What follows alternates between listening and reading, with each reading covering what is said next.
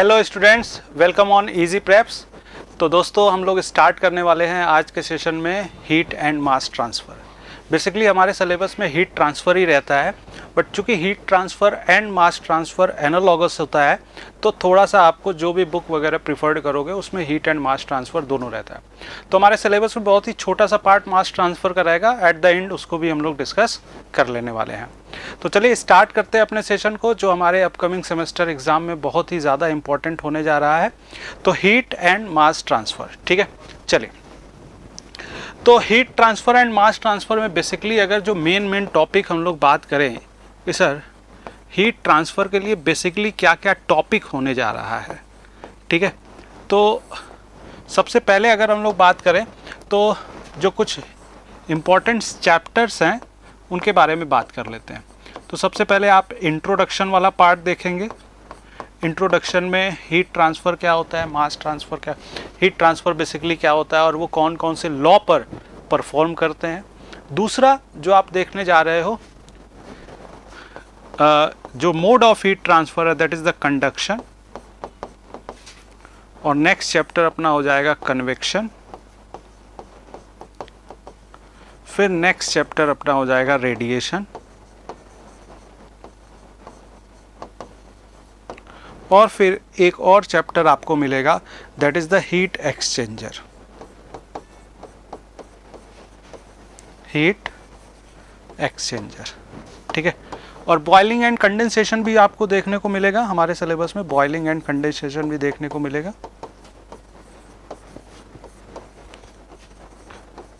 यहाँ से भी जनरली एक क्वेश्चन आपके सेमेस्टर एग्जाम में पूछे जाते हैं, ठीक है। तो ये हमारे बेसिक से चैप्टर है। मास ट्रांसफ़र बहुत ही छोटा सा टॉपिक है, उसको हम लोग भी डील कर लेने वाले हैं अपने लेक्चर के आखिरी में, ठीक है। तो ये हीट ट्रांसफ़र का अपना सिलेबस होने जा रहा है। इंट्रोडक्शन, फिर 3 तरह के हीट ट्रांसफ़र होते हैं, कंडक्शन, कन्वेक्शन और रेडिएशन।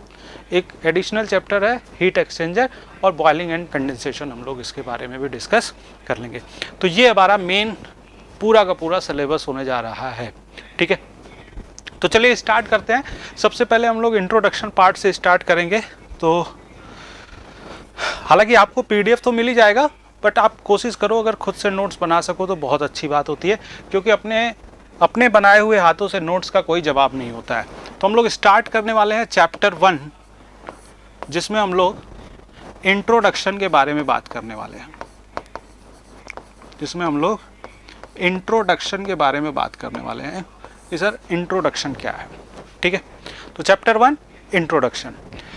इंट्रोडक्शन में सबसे पहले हमें समझना होगा कि हीट ट्रांसफ़र कहते किसे हैं। What is the heat transfer, heat transfer होता क्या है। तो आप सभी लोग शुरू से जानते हैं कि हीट ट्रांसफ़र क्या है, तो एक लाइन आप उसको ज़रूर लिख लेंगे कि हीट ट्रांसफ़र क्या है। So heat transfer is a energy transfer या energy exchange. Heat transfer is a energy transfer, is an energy transfer. Heat transfer is an energy transfer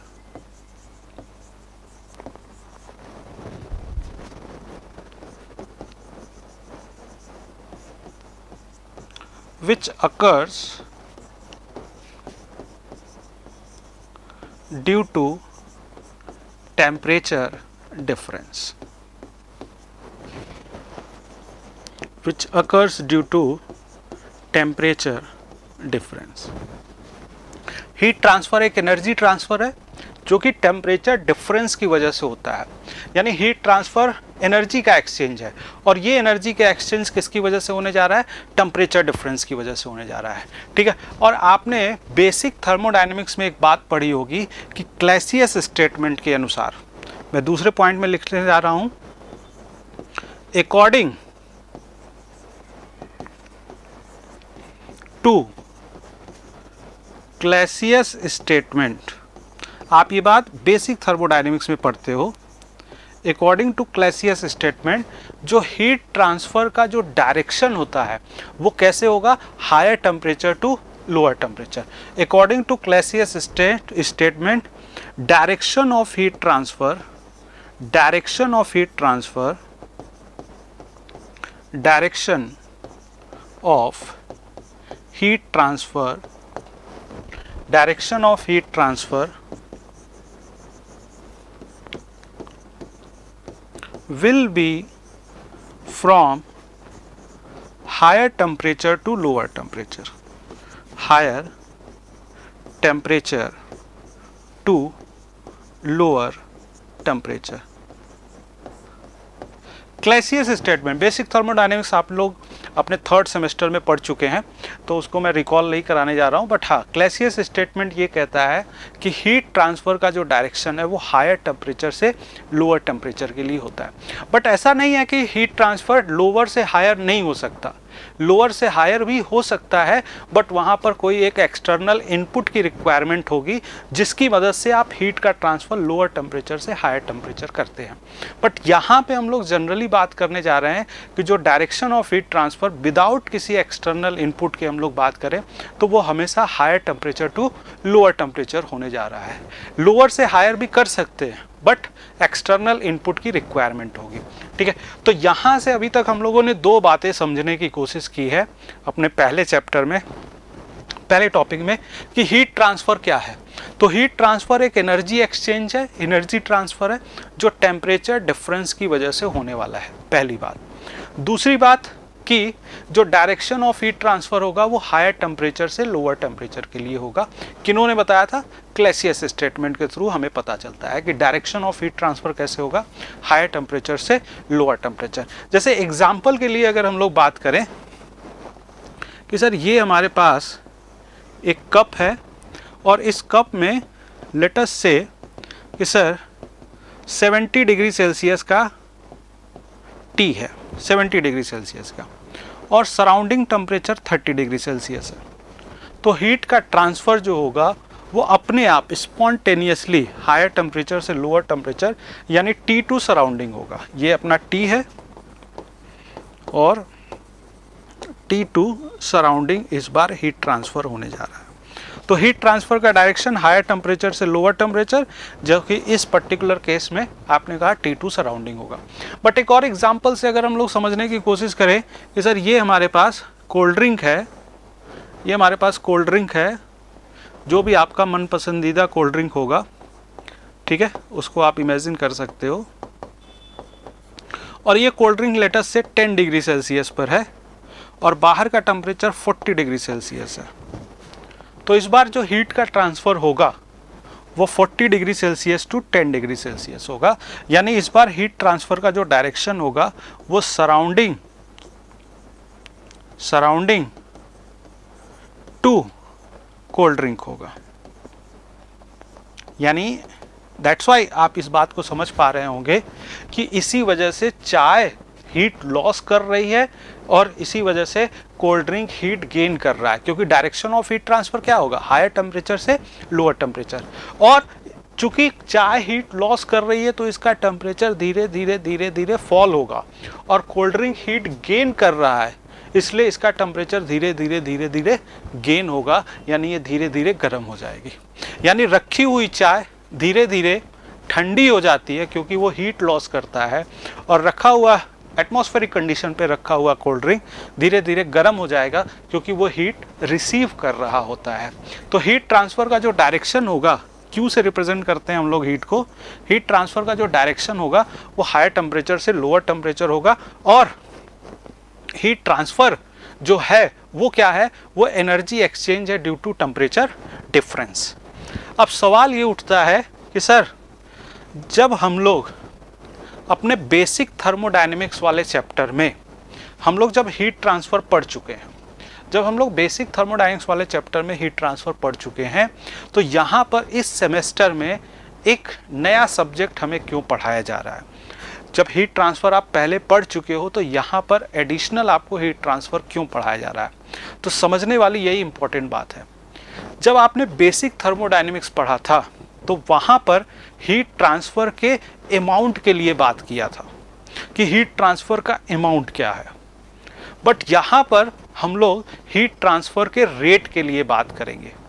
मैं आपको एक एग्जांपल से समझाने की कोशिश कर रहा हूँ। लेट अस से कि हमारे पास एक चाय है, कप में रखा हुआ है चाय,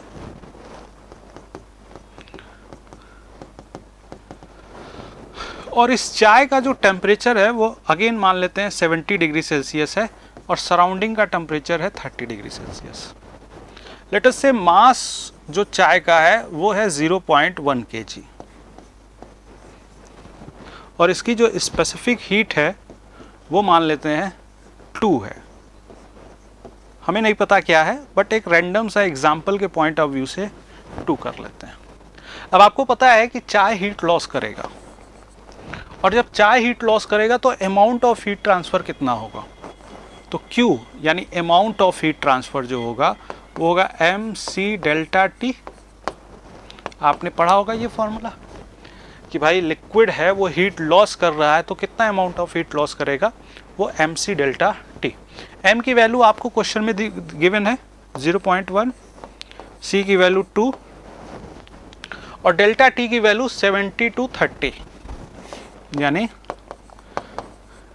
सिस्टम और सराउंडिंग के बीच कब तक हीट ट्रांसफर होगा, जब तक टेम्परेचर डिफरेंस होगा। भाई टेम्परेचर डिफरेंस ही तो हीट ट्रांसफर करा रहा है, तो दोनों के बीच हीट ट्रांसफर कब तक होगा, जब तक टेम्परेचर डिफरेंस होगा। इसका टेम्परेचर 70 है, इसका टेम्परेचर 30 है, तो हीट ट्रांसफर कब तक होगा, जब तक ये 70 गिरते गिरते गिरते गिरते 30 तक ना पहुंच जाए। तो चाय का टी का आपका टेम्परेचर डिफरेंस कितना होगा, 70 और 30, 70 माइनस 30 दैट इज द 40। तो यहाँ से आप देख पा रहे हैं कि ये आपके पास जो यूनिट हो जाएगा 8 किलो जूल हो जाएगा। या इसी को आपका कोई दोस्त है जो बोल सकता है सर ये 8000 जूल है, 8000 जूल। अब सवाल ये उठता है कि ये कितने देर में ठंडा होगा। 70 to 30 आ गया, बट ये कितने टाइम में ठंडा हुआ। लेट अस से कि ये जो टाइम है, इसने जो टाइम लिया, लेट अस से इसने जो टाइम लिया वो टाइम लिया 80 सेकेंड का। लेट अस से जो इसने टाइम लिया वो कितना लिया, 80 सेकेंड का। तो यहाँ पर जो रेट ऑफ हीट ट्रांसफर हो जाएगा, जो रेट ऑफ हीट ट्रांसफर हो जाएगा वो हो जाएगा Q अपॉन टाइम। Q है 8000 और टाइम इसने लिया 80, यानी आप देख पा रहे होंगे कि ये 80 और ये 80 गायब हो जाएगा, ये बचेगा 100, यहाँ पे 1 बचेगा। 100 जूल पर सेकेंड या 100 वाट। समझ पा रहे हैं आप इस बात को, ठीक है। 100 वाट या 100 जूल पर सेकेंड। यहां पे जो पहला केस था आपके पास, यहां पर आपने अमाउंट के लिए बात किया, इस केस में आपने रेट के लिए बात किया। तो यहां पर आप अमाउंट के लिए इंटरेस्टेड हो और यहां पर आप रेट के लिए इंटरेस्टेड हो। तो पॉइंट क्या कहना चाह रहे हैं आप, अमाउंट अगर है तो 8 किलो जूल या 8000 जूल होगा, रेट अगर है तो 100 जूल पर सेकेंड या 100 वाट होगा इस पर्टिकुलर गिवन एग्जांपल के लिए। तो आप कहना चाह रहे हैं कि sir 8 kilo joule amount of heat transfer हुआ या 100 वाट के रेट से हीट ट्रांसफर हुआ। This is the basic difference जो आप बेसिक थर्मोडायनेमिक्स और HMT वाली क्लास में डिस्कस करते हैं। यानी HMT वाली क्लास में हम लोग हमेशा डिस्कस करते हैं किसके लिए, HMT वाली क्लास में हम लोग हमेशा डिस्कस करते हैं रेट के लिए, और बेसिक थर्मोडायनेमिक्स वाली क्लास में हम लोग डिस्कस करते हैं अमाउंट के लिए। यानी अगर मैं इसको आपके साथ डिस्कस करना चाहूँ कि सर हम लोग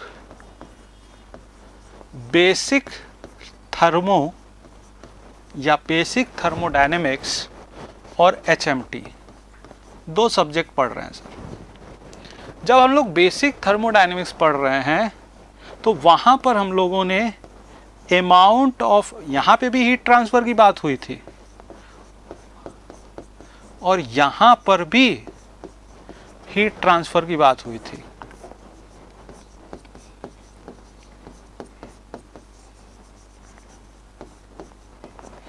यहाँ पर भी हीट ट्रांसफ़र की बात हुई थी, यहाँ पर भी हीट ट्रांसफ़र की बात हो रही है, मगर यहाँ पर अमाउंट ऑफ हीट ट्रांसफ़र बात करोगे आप, और यहाँ पर रेट ऑफ हीट ट्रांसफ़र की बात करोगे आप। यानी यहाँ पर जब आप डिस्कस करेंगे तो यूनिट होगा जूल या किलो जूल, बट यहाँ पर जब आप बात करेंगे तो यूनिट होगा जूल पर सेकेंड या फिर वाट होगा। तो मेरे ख्याल से आपको ये बात सबसे पहली क्लास में क्लियर हो जाना चाहिए कि हीट ट्रांसफ़र तो पढ़ रहे हैं, मगर क्यों पढ़ रहे हैं? बिकॉज हम लोग बेसिक थर्मो जो कि थर्ड सेमेस्टर में पढ़ चुके हैं, वहाँ भी हीट ट्रांसफ़र पढ़े हैं, और इस सेमेस्टर में भी HMT पढ़ने जा रहे हैं। तो दोनों में बेसिक डिफरेंस क्या है? द बेसिक डिफरेंस यही है कि यहाँ पर हम लोग बात करेंगे जूल यानी अमाउंट के लिए, और यहाँ पर हम लोग बात करेंगे रेट के लिए। तो थ्रू आउट आपके HMT वाले सब्जेक्ट में हमेशा हम लोग डिस्कस करते हैं रेट ऑफ हीट ट्रांसफ़र या amount of rate of heat transfer, यानी जूल पर सेकेंड या वाट के साथ डील करते हैं। अब अगर आपका दिमाग इंजीनियरिंग वाला है तो आपके मन में ये सवाल जरूर आना चाहिए कि सर ये रेट ऑफ हीट ट्रांसफ़र ज़रूरी क्यों है? ये रेट ऑफ हीट ट्रांसफ़र ज़रूरी क्यों है? क्या रेट ऑफ हीट ट्रांसफ़र इतना ज़रूरी था कि हम लोग को एक नया सेमेस्टर में एक नया सब्जेक्ट ही पढ़ने को मिल जा रहा है? ये दिमाग में आना चाहिए। हम लोग अमाउंट के साथ ही खुश क्यों नहीं थे?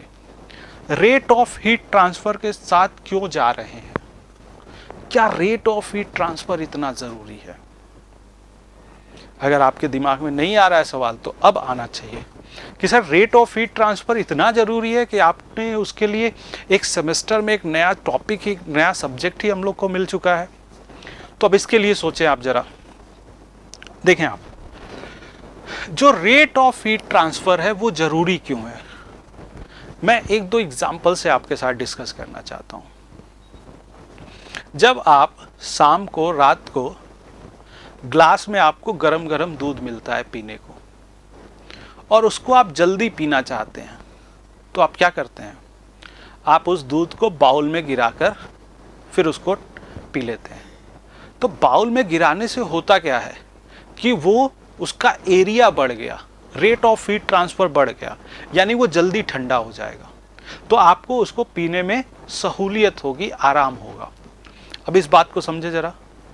यानी आप ये कहना चाह रहे हैं कि sir rate of heat transfer जिस बॉडी का जितना ज़्यादा होगा, इट मीन्स करस्पॉन्डिंग उसके पास एरिया भी ज़्यादा होगा।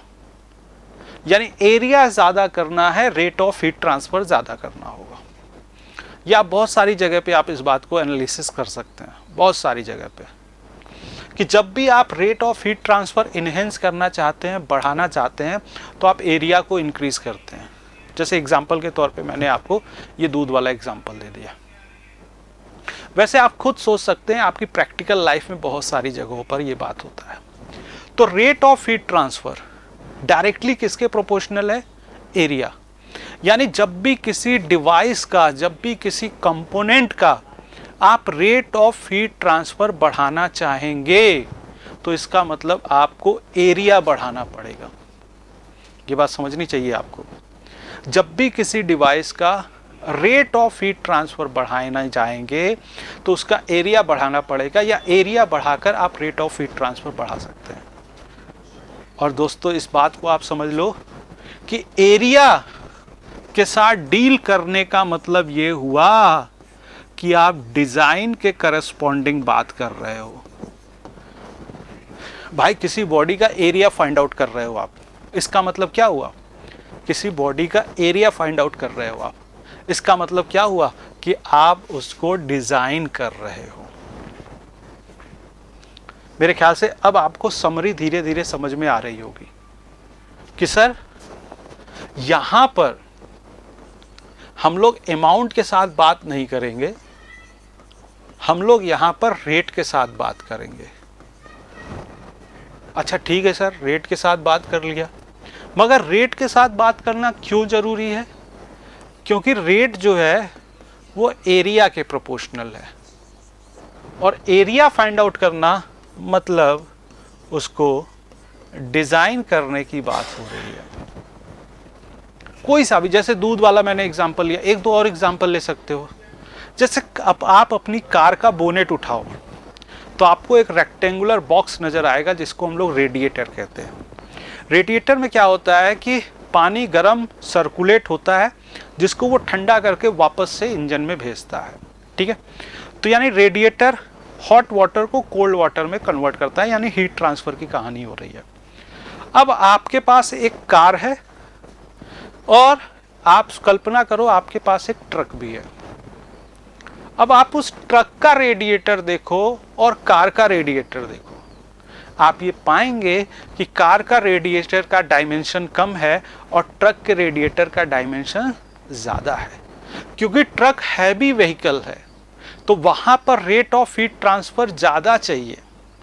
कार लाइटर व्हीकल है तो वहाँ पर रेट ऑफ हीट ट्रांसफ़र कम चाहिए, तो एरिया वहाँ पर छोटा होगा कार के कंडीशन में और ट्रक के कंडीशन में बड़ा होगा। इट मीन्स आप इस बात को समझ पा रहे होंगे कि सर रेट और एरिया आपस में इंटरकनेक्टेड है। तो जब रेट आप निकालोगे तो इसका मतलब एरिया निकालोगे, और एरिया निकाल रहे हो तो इसका मतलब क्या कि आप डिज़ाइन कर रहे हो। तो बहुत अच्छे तरीके से आपको समझ लेना है इस बात को कि रेट हमारे लिए क्यों ज़रूरी है। बिकॉज हम लोग इंटरेस्टेड हैं किस बात के लिए, एरिया को फाइंड आउट करने के लिए, ठीक है। तो आप चाहो तो यहाँ पे नोट कर सकते हो कि sir rate of heat transfer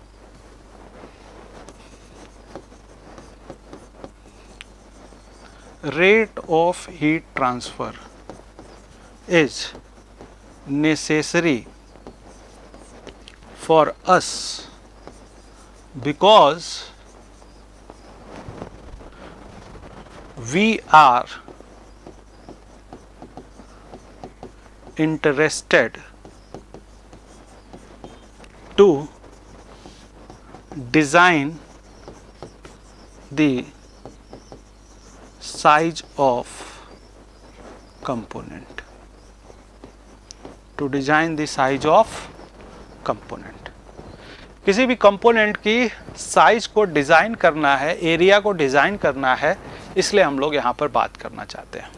तो देखो आपके हो सकता है ये सेमेस्टर में बहुत ज़्यादा इंपॉर्टेंट ना हो, ये सेमेस्टर में आपसे ना पूछे कि यहाँ पर रेट क्या होता है, रेट क्यों पढ़ाई कर रहे हैं, रेट हमारे लिए क्यों ज़रूरी है, ये सब हो सकता है सेमेस्टर में ना पूछे। बट श्योर है कि आपको ये चीज़ें कॉन्सेप्ट डेवलप में ज़रूरी है। जब तक ये चीज़ें नहीं सीखेंगे आपका कॉन्सेप्ट डेवलप नहीं हो पाएगा। तो कॉन्सेप्ट अच्छा करने के लिए आपको ये चीज़ें समझनी पड़ेंगी, ठीक है। अब हम लोग अपने मेन टॉपिक पे आते हैं, ठीक है। Mode of heat transfer. Mode of heat transfer. Mode of heat transfer के बारे में बात करना चाहते हैं। मोड ऑफ हीट ट्रांसफर मतलब हीट ट्रांसफर के कितने तरीके हैं। तो बेसिकली आपको पता है हीट ट्रांसफर के कितने तरीके हैं, that is the conduction, convection and radiation. तो कंडक्शन, कन्वेक्शन,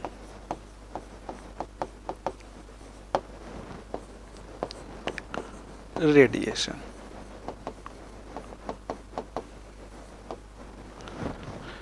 ये तीन तरीके का हीट ट्रांसफर होगा, कंडक्शन, कन्वेक्शन और रेडिएशन। आपने पहले क्या पढ़ लिया, अभी तक हम लोगों ने क्या बातें कर लिया, अभी तक हम लोगों ने बातें कर लिया कि सर हीट ट्रांसफर पे अपना सिलेबस क्या है, ये हम लोगों ने डिस्कस कर लिया, मोटी मोटा हिसाब से एवरेज बात कर ली। तो आपने पहले बेसिक बात समझा कि हीट ट्रांसफर कहते किसे हैं।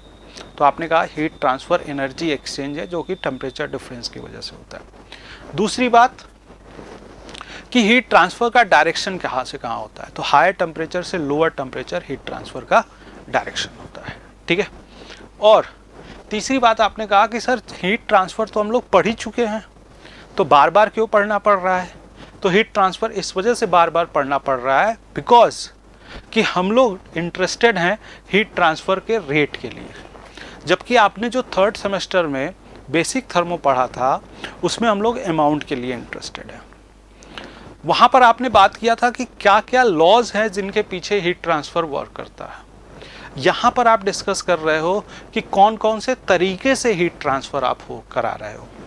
तो एरिया आपके लिए बहुत ज़्यादा इंपॉर्टेंट है। रेट ऑफ हीट ट्रांसफ़र जानना है। रेट ऑफ हीट ट्रांसफ़र क्यों जानना है? बिकॉज एरिया आपको निकालना है, और एरिया निकालने का मतलब आप क्या करना चाहते हो? डिज़ाइन करना चाहते हो। ठीक है, तो ये इस तरह से बातें हो गई। अच्छा, कितने तरीके के हीट ट्रांसफ़र होंगे? 3 तरीके के हीट ट्रांसफ़र होंगे, कंडक्शन, कन्वेक्शन और रेडिएशन। मैं आपको एक छोटी सी बात बता दूं कि मैं आपको राइट डाउन करने का मौका नहीं दूंगा। ये आपको जब वीडियो मिलेगा, जिस पॉइंट पे आपको राइट डाउन करना है, आप वीडियो को पॉज करें और वहाँ पर उसको अच्छे से राइट डाउन कर लें। राइट डाउन करने के बाद फिर से प्ले करें और फिर से वीडियो को आगे देखना शुरू करें। ठीक है, तो ये तरीका होगा जिससे हम लोग अपने नोट्स को बना पाएंगे। ठीक है, तो 3 तरीके हैं यहाँ पर हीट ट्रांसफ़र के, कंडक्शन, कन्वेक्शन और रेडिएशन। तो हम लोग शुरू करने वाले हैं सबसे पहले हीट ट्रांसफ़र का तरीका कंडक्शन। ठीक है, अभी ये अपना इंट्रोडक्शन पार्ट ही चल रहा है। कंडक्शन, कंडक्शन, कन्वेक्शन और रेडिएशन तीनों ही हीट ट्रांसफ़र का तरीका है। कैसे कैसे है तरीका, उसके बारे में हम लोग को बात करना है कि कैसे कैसे ये हीट ट्रांसफ़र हो रहा है। तो कंडक्शन जो होगा वो सॉलिड, लिक्विड और गैस तीनों में होगा। सॉलिड, लिक्विड और गैस तीनों में होगा। ये आप देखें, ये आपके पास सॉलिड, लिक्विड और गैस के अरेंजमेंट है। सॉलिड, लिक्विड और गैस के बारे में समझे जरा। सॉलिड के जो मॉलिक्यूल्स होते हैं, वो जिस सिस्टम में रखे जाते हैं, पूरा का पूरा सिस्टम जो है, जिस सिस्टम में रखे जाएंगे उसी सिस्टम का उसी सिस्टम के उससे मतलब ही नहीं है।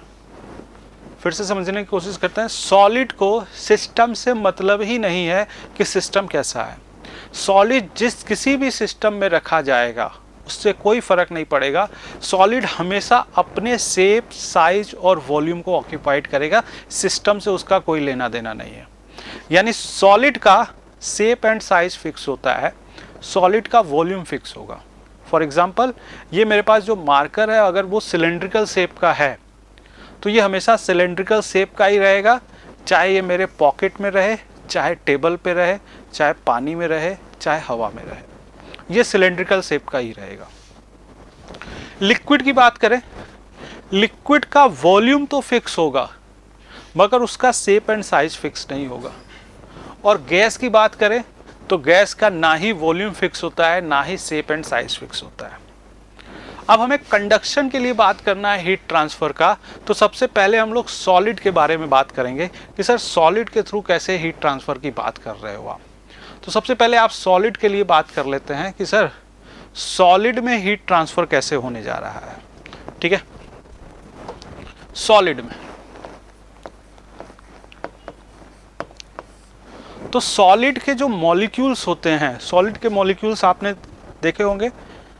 अभी ये जो डायग्राम था उससे भी देख लिया, मगर मैं आपको एक 3 डायमेंशनल अगर डायग्राम दिखाऊं तो ये सॉलिड का ये डायग्राम हो गया।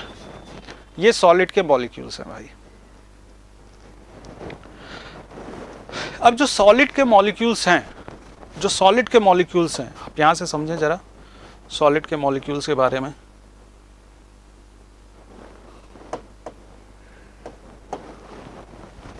ये आपको सॉलिड मॉलिक्यूल्स का ये एक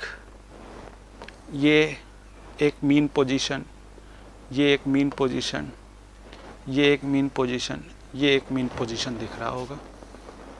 ठीक है,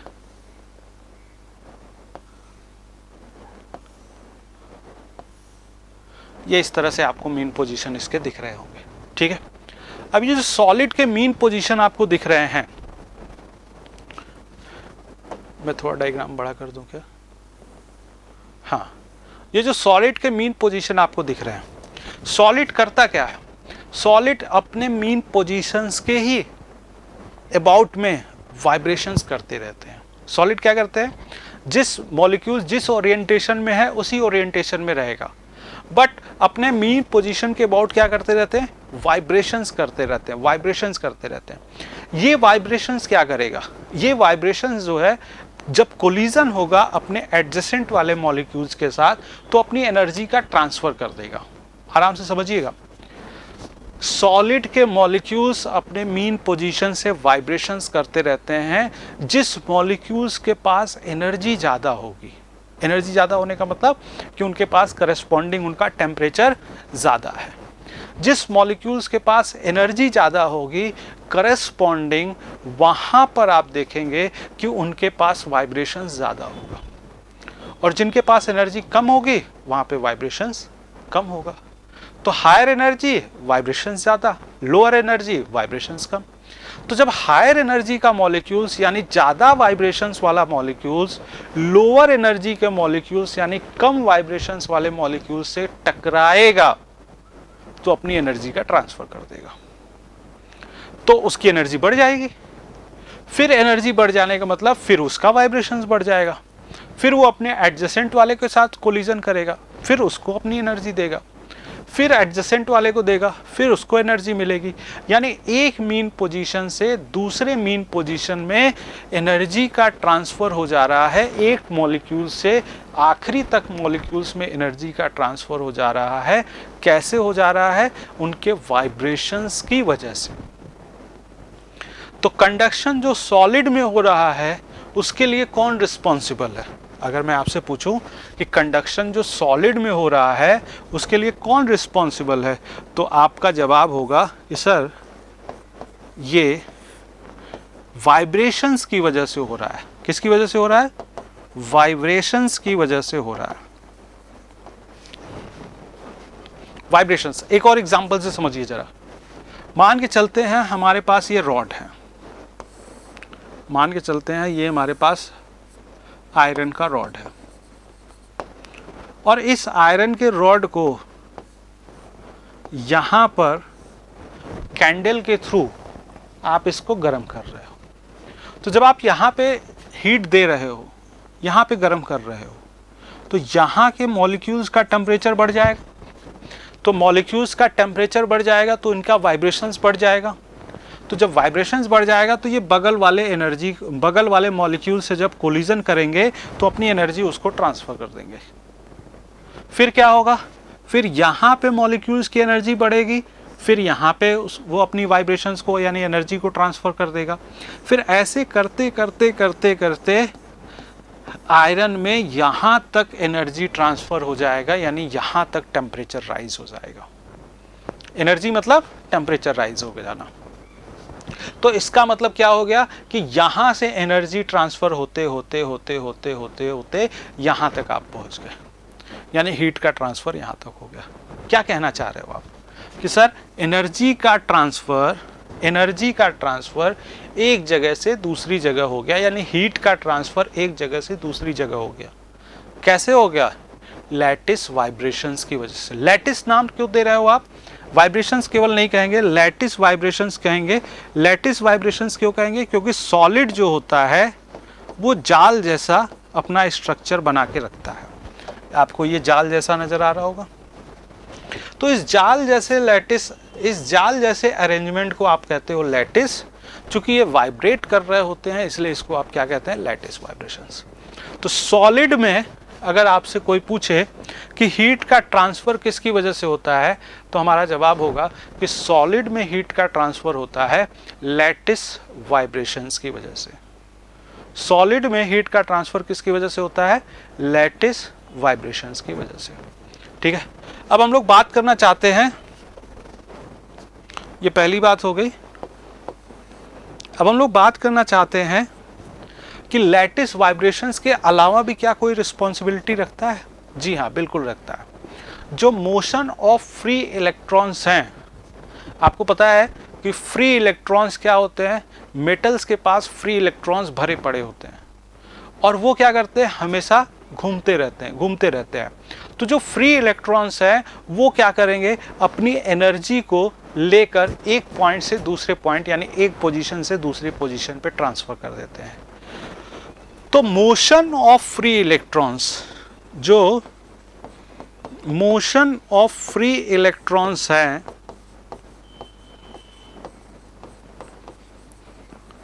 वो भी एनर्जी को एक जगह से दूसरी जगह ट्रांसफर करते हैं। तो सॉलिड में हीट का ट्रांसफर दो वजहों से होगा, बात समझने वाली है। सॉलिड में हीट का ट्रांसफर किसकी वजह से होगा, दो वजहों से, एक लैटिस वाइब्रेशंस की वजह से और एक मोशन ऑफ फ्री इलेक्ट्रॉन्स की वजह से। इन दो वजहों से सॉलिड में हीट का ट्रांसफर होगा। अच्छा, इसमें से ज्यादा रिस्पॉन्सिबिलिटी कौन रखता है, ज्यादा रिस्पॉन्सिबिलिटी रखता है motion of free electrons. Lattice vibrations की वजह से कहा जाता है कि अप्रॉक्सीमेट 30% हीट का ट्रांसफर होता है, और मोशन ऑफ फ्री इलेक्ट्रॉन्स की वजह से कहा जाता है अप्रॉक्सीमेट 70% ऑफ हीट ट्रांसफर होता है। तो 70% हीट ट्रांसफर के लिए रिस्पॉन्सिबल कौन है, मोशन ऑफ फ्री इलेक्ट्रॉन्स। यानी आप इस बात को समझ रहे होंगे, फ्री इलेक्ट्रॉन्स तो किस में होता है सर, फ्री इलेक्ट्रॉन्स तो होता है मेटल में, नॉन मेटल में फ्री इलेक्ट्रॉन्स नहीं होता है।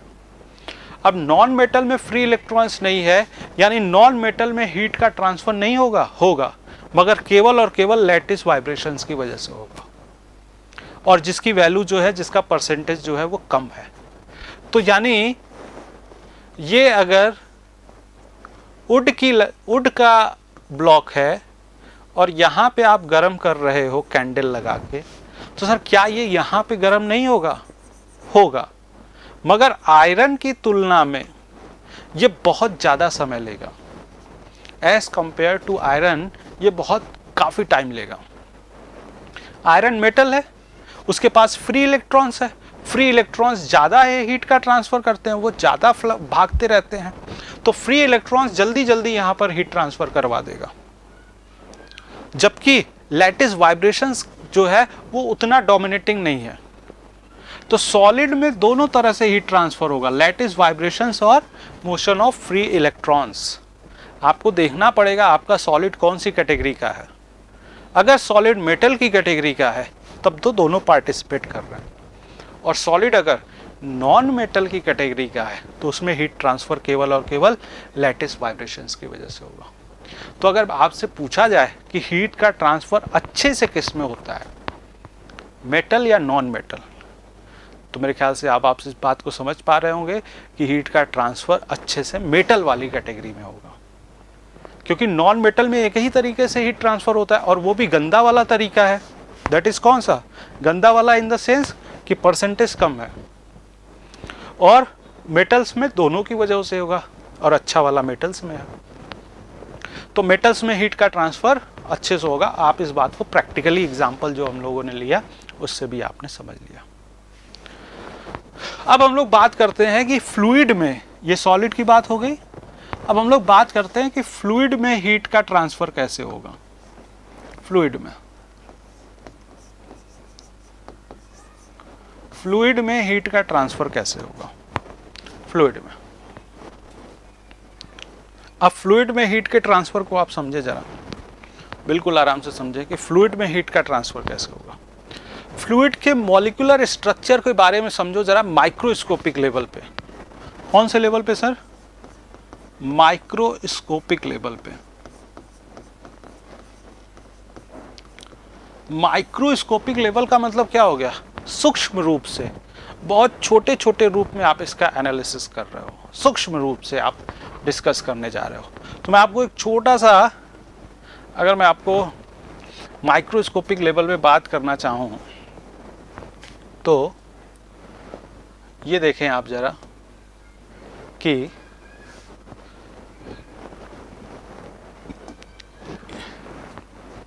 ये आप देखें, ये मॉलिक्यूल्स हैं, किसके मॉलिक्यूल्स हैं, ये मॉलिक्यूल्स जो हैं वो गैस के मॉलिक्यूल्स हैं।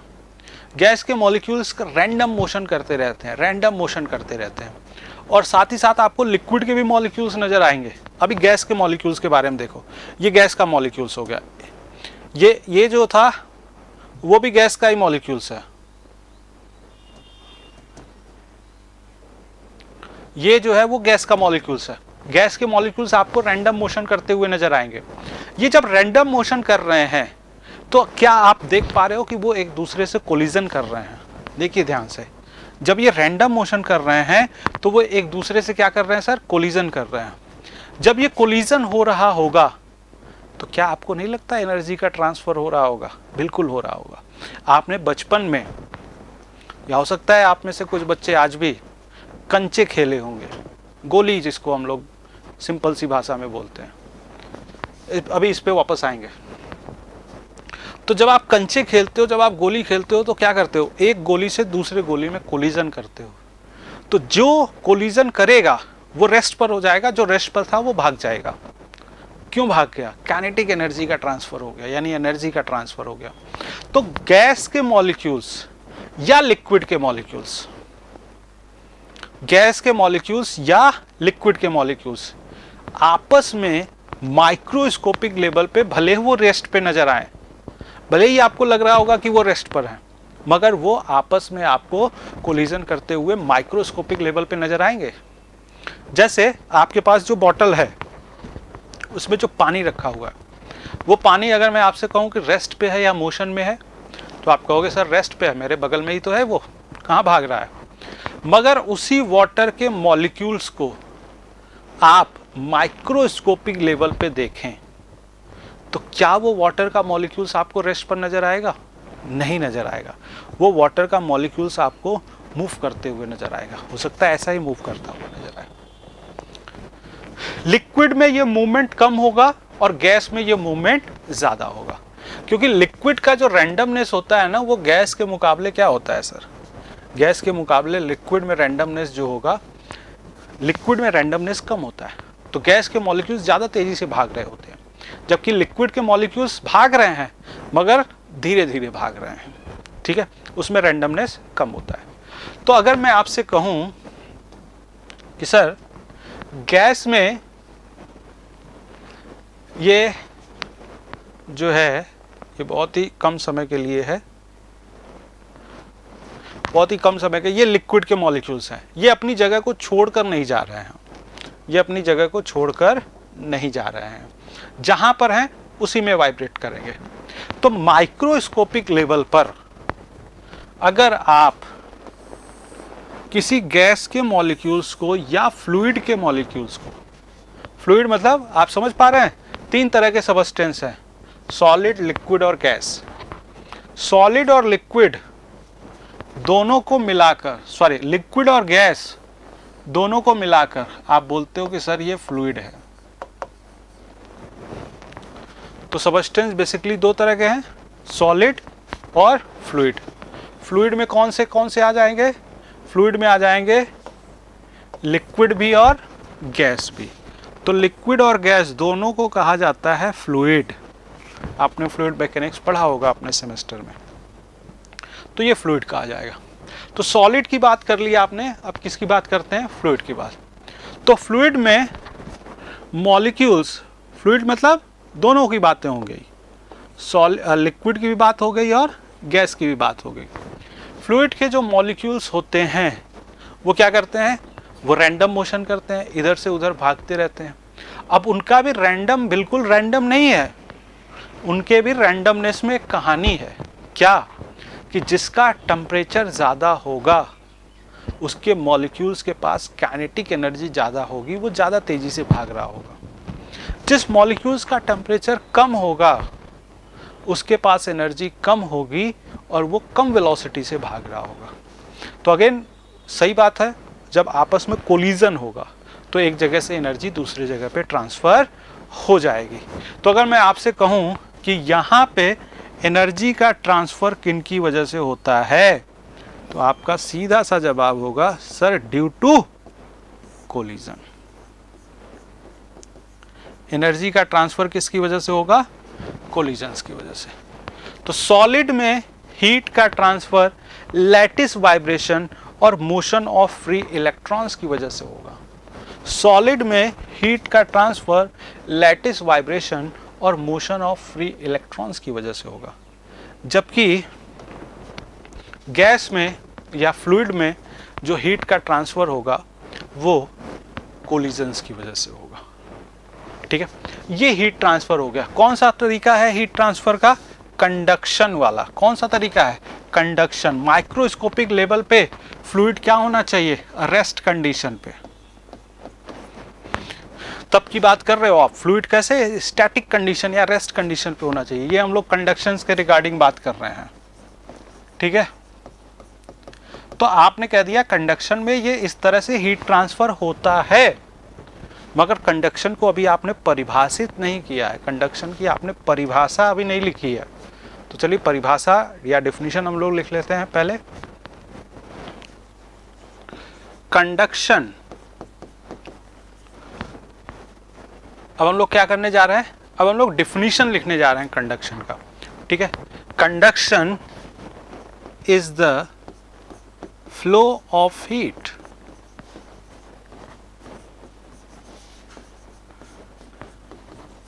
in a substance, in a substance।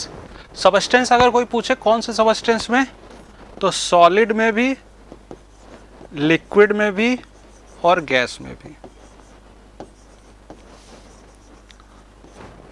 Conduction is the flow of heat in a substance due to exchange of energy, due to exchange of energy between molecules having more energy and molecule having less energy। molecules having more energy and molecules having less energy। Conduction क्या है sir? Conduction heat का flow है। Conduction is the flow of heat, heat का flow है। कहाँ पे heat का flow है? सबस्टेंस में। सबस्टेंस का मतलब सॉलिड में भी, लिक्विड में भी और गैस में भी। अच्छा, क्यों हीट का फ्लो हो रहा है? एनर्जी को एक्सचेंज करने के लिए, between molecules having more energy and molecules having less energy. जिनके पास ज़्यादा एनर्जी है उससे जिनके पास कम एनर्जी है उनको हीट ट्रांसफ़र करवाना है, तो इसलिए कंडक्शन हीट का फ्लो हो गया। ठीक है, तो ये हमारे पास कंडक्शन के रिगार्डिंग आपके पास एक्सप्लेनेशन हो गया कि कंडक्शन कैसे हो रहा है और क्या इसका डेफिनेशन है, क्या इसका परिभाषा है। तो कंडक्शन सॉलिड में भी होता है, लिक्विड में भी होता है और गैस में भी होता है। क्यों होता है? एनर्जी को एक्सचेंज करवाने के लिए। ठीक है, किसके किसके बीच? जिस मॉलिक्यूल्स के पास ज़्यादा एनर्जी है उससे जिस मॉलिक्यूल्स के पास कम एनर्जी है उसको। सॉलिड में कंडक्शन कैसे होगा? तो सर सॉलिड में जो कंडक्शन होगा वो लैटिस वाइब्रेशन और मोशन ऑफ फ्री इलेक्ट्रॉन्स दोनों की वजह से होगा। लिक्विड या गैस में जो कंडक्शन होगा वो कैसे होगा? कोलिजन्स की वजह से होगा। तो ये हमारे पास बेसिक सी बात हो गई। ठीक है, अब हमें बात करना है कि कंडक्शन कौन से लॉ के ऊपर परफॉर्म करता है। सबका अपना अपना लॉ है। कंडक्शन का अपना लॉ है, कन्वेक्शन का अपना लॉ है, रेडिएशंस का अपना लॉ है। तो कंडक्शन कौन कौन से लॉ के ऊपर परफॉर्म करेगा, तो आप चाहें तो यहाँ पे भी अपने नोट्स के दौरान लिख लेना कि जो कंडक्शन है वो फोरियर्स लॉ के ऊपर बेस्ड है। यानी कंडक्शन का जो हीट ट्रांसफ़र है वो हम लोग फोरियर्स लॉ से डिस्कस करते हैं। कन्वेक्शन जो है वो हम लोग न्यूटन्स लॉ ऑफ कूलिंग पे बात करते हैं। न्यूटन्स लॉ ऑफ कूलिंग को ध्यान में रखकर बात करते हैं। और रेडिएशन जो है वो हम लोग स्टेफन बोल्ट्जमैन लॉ को ध्यान में रख के करते हैं। स्टेफन बोल्ट्जमैन लॉ को ध्यान में रखते हुए हम लोग बात करते हैं। तो कंडक्शन फोरियर लॉ के ऊपर बेस्ड है, convection Newton's law of cooling के ऊपर बेस्ड है, ठीक है, बेस्ड ऑन, और रेडिएशन स्टीफन बोल्ट्जमैन लॉ के ऊपर बेस्ड है। तो अभी आपने कंडक्शन पढ़ लिया, तो अब आपको लॉज पढ़ना चाहिए कि वो कौन से लॉज के ऊपर वो बेस्ड होने जा रहा है, ठीक है। तो फोरियर्स लॉ, फोरियर्स लॉ के थ्रू हम लोग बात करना चाहते हैं। तो सबसे पहले ये समझें आप कि फोरियर्स लॉ क्या कह रहा है। पहले मैं एक बार इसका डेफिनेशन लिख दे रहा हूं, फिर उसके बाद बात करते हैं, ठीक है। क्या कहता है ये लॉ, इसके बारे में बात करते हैं। The law state that the rate of heat transfer, rate of heat transfer by the conduction, the rate of heat transfer by the conduction per unit area in any direction, in any direction is directly proportional to the, is directly proportional to the, is directly proportional to the temperature gradient in that particular direction, in that particular direction, the rate of heat transfer by the conduction। आपको पता है कि हम लोग HMT पढ़ रहे हैं तो हमेशा किसके लिए बात करेंगे, रेट ऑफ हीट ट्रांसफर के लिए बात करेंगे। तो rate of heat transfer by the conduction per unit area in any direction is directly proportional to the temperature gradient in that particular direction. यानी आप क्या कहना चाह रहे हो कि जो हीट का ट्रांसफर है उसका रेट किसी भी डायरेक्शन में, लेट अस से n का कोई डायरेक्शन है, n में भी x डायरेक्शन, में भी y डायरेक्शन, में भी z डायरेक्शन, में भी रेडियल डायरेक्शन, कोई सा भी डायरेक्शन, n का डायरेक्शन, n के डायरेक्शन में रेट ऑफ हीट ट्रांसफर पर यूनिट एरिया जो होगा वो डायरेक्टली प्रोपोर्शनल होगा टेम्परेचर ग्रेडियंट उस पर्टिकुलर डायरेक्शन में, उस पर्टिकुलर डायरेक्शन में। और यहाँ पर एक माइनस साइन आ जाएगा। अब आपका क्वेश्चन होगा सर माइनस साइन क्यों आया यहाँ पर, माइनस साइन क्यों आया? पहले समझे आप टेम्परेचर ग्रेडियंट क्या होता है। टेम्परेचर ग्रेडियंट का मतलब ये हुआ कि टेम्परेचर स्पेस के साथ बदल रहा है, लोकेशन के साथ बदल रहा है। यानी टेम्परेचर x के साथ बदल रहा है, y के साथ बदल रहा है, z के साथ बदल रहा है, ऐसा कुछ। तो जिस भी दिशा में टेम्परेचर चेंज होगा, ऑब्वियस सी बात है हीट ट्रांसफर क्यों होगा, because of the temperature difference. Heat transfer के लिए रीजन ही कौन है, टेम्परेचर डिफरेंस है। तो जब हीट ट्रांसफर के लिए टेम्परेचर डिफरेंस रिस्पॉन्सिबल है, तो टेम्परेचर डिफरेंस जिस डायरेक्शन में होगा उसी डायरेक्शन में रेट ऑफ हीट ट्रांसफर आपको देखने को मिलेगा। एक एग्जांपल से समझिए, मान लीजिए किसी दीवार के दो फेस का टेम्परेचर यहाँ पर T1 है और यहाँ पर T2 है, और T1 की वैल्यू T2 से बड़ी है, तो हीट का ट्रांसफर इस दीवार से ऐसे होगा, ये डायरेक्शन होगा हीट ट्रांसफर का। क्योंकि हीट ट्रांसफर कैसे होता है, हायर टेम्परेचर से लोअर टेम्परेचर। तो अगर मैं यहाँ पे टेम्परेचर ग्रेडियंट पूछूं, मान लीजिए ये x का डायरेक्शन है, तो आप क्या बोलोगे, del T by del x.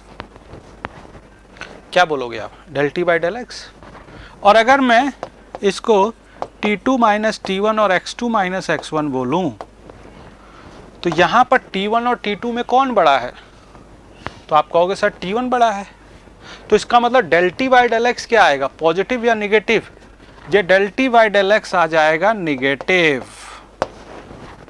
तो del T by del X itself negative है, तो अब इसको पॉजिटिव बनाने के लिए आपने क्या पुट कर लिया है, माइनस साइन पुट कर लिया है। तो टेम्परेचर ग्रेडियंट के तो डायरेक्टली प्रोपोर्शनल होगा, मगर ग्रेडियंट के साथ क्या लगाना पड़ेगा, माइनस लगाना पड़ेगा। और अगर आपसे कोई पूछ ले कि माइनस साइन क्यों लगाया है, ये माइनस साइन क्यों लगाया है, तो आपका जवाब होना चाहिए negative sign represent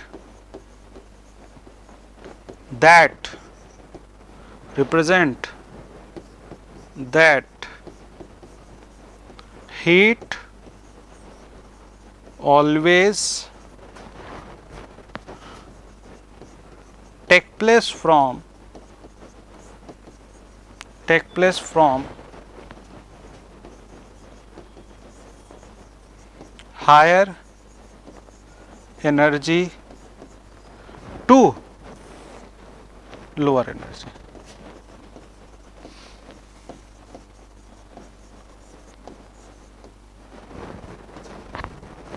Negative sign represent that heat always take place from higher temperature। higher temperature लिख लें, ज़्यादा बेहतर होगा।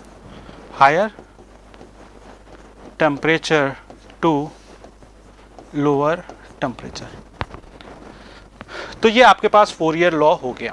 क्या कहा गया sir, rate of heat transfer, heat transfer का जो रेट है कंडक्शन के तरीके से पर यूनिट एरिया डायरेक्टली प्रोपोर्शनल होगा टेम्परेचर ग्रेडियंट, जिस दिशा में आप हीट ट्रांसफर की बात कर रहे होंगे, इन दैट पर्टिकुलर डायरेक्शन, जिस भी डायरेक्शन में आप रेट ऑफ हीट ट्रांसफर की बात कर रहे होंगे। ठीक है, अब यहां पर आपको पता है कि इस तरह से करने पर एक प्रोपोर्शनलिटी कांस्टेंट आ जाएगा। क्या आ जाएगा सर, प्रोपोर्शनलिटी कांस्टेंट आ जाएगा। तो माइनस है, एरिया को भी इधर भेज दीजिए, del T by del n हो जाएगा, और एक प्रोपोर्शनलिटी कांस्टेंट आ जाएगा जिसको हम लोग के बोलते हैं। क्या बोलेंगे सर, के। के जो है वो थर्मल कंडक्टिविटी है। के क्या है, थर्मल कंडक्टिविटी है। के क्या है, थर्मल कंडक्टिविटी है। ठीक है, तो ये हमारे पास फोरियर्स लॉ ऐसा हो गया है। ठीक है, तो आपने क्या पढ़ा, कंडक्शन पढ़ लिया और थर्मल कंडक्टिविटी पढ़ लिया। ठीक है, आज के लेक्चर में हम लोग इतना ही करते हैं। नेक्स्ट लेक्चर में जब हम लोग मिलेंगे तो थर्मल कंडक्टिविटी के बारे में बात करेंगे। अलग अलग कंडीशंस में आप देखेंगे थर्मल कंडक्टिविटी कैसे होने जा रहा है, और फिर उसके बाद दूसरा mode of heat transfer convection, और वो किस तरह से परफॉर्म करता है, और फिर रेडिएशंस के बारे में भी समय रहा तो हम लोग डिस्कस कर लेंगे। ठीक है, तो फुली आपके लिए ये वीडियो बहुत ही बेनिफिशियल रहा होगा। आपने इंट्रोडक्शन पार्ट देखा होगा, आपने समझा होगा कि आपको हीट ट्रांसफर क्यों मिला पढ़ने को। ठीक है, तो पढ़ाई करते रहिए। Thank you very much, goodbye, thank you.